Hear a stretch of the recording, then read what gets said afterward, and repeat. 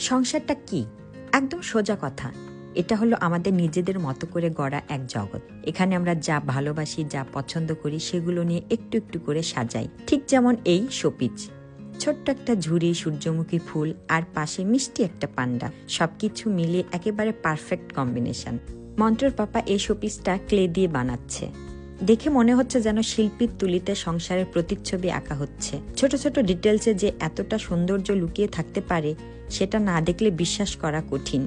সংসারও তো এমন। রোজগার জীবনের ছোট ছোট কাজের মধ্যে কত হাসি মজা লুকিয়ে থাকে। কখনো কোনো কাজ জমে থাকে, কখনো আবার ছোটখাটো দুষ্টুমি। কিন্তু দিন শেষে যখন দেখি সবকিছু একত্রে ঠিকঠাক চলছে, তখন মনে হয় এটাই তো আসল আনন্দ। এখন যেমন এই সূর্যমুখী ফুলগুলো দেখুন, প্রতিটা ডাটার বাঁক, পাতার খাজ, সবকিছুতেই যেন যত্ন ঢেলে দেওয়া। সংসারের সম্পর্কগুলোর জন্যও তো এমনই দরকার। একটু সময়, একটু যত্ন আর ভালোবাসা দিয়ে সাজালে সেই সম্পর্কগুলো ফুলের মতো ফুটে ওঠে।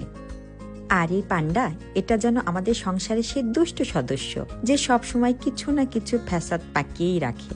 মজা লাগে, কিন্তু সেই মজাটাই তো সংসারকে জীবন্ত করে তোলে। আমরা যত বড় হওয়ার ভান করি না কেন, জীবনের সবচেয়ে সুন্দর মুহূর্তগুলো আসলে এই ছোট ছোট দুষ্টুমি আর খুনছুটির মধ্যে লুকিয়ে থাকে। তাই জীবনের ছোট ছোট আনন্দগুলোকে দুঃখ কষ্টের চেয়ে বড় করে তুলুন। সংসারের কাজের ভিড়ে কখনো নিজেকে হারিয়ে ফেলবেন না। সংসার, সম্পর্ক আর ভালোবাসা, এগুলো একসঙ্গে মিলেই তো আমাদের জীবনটাকে সাজায়। আর আজকের এই শোপিজ আমাদের সেই সাজানো জীবনের প্রতীক।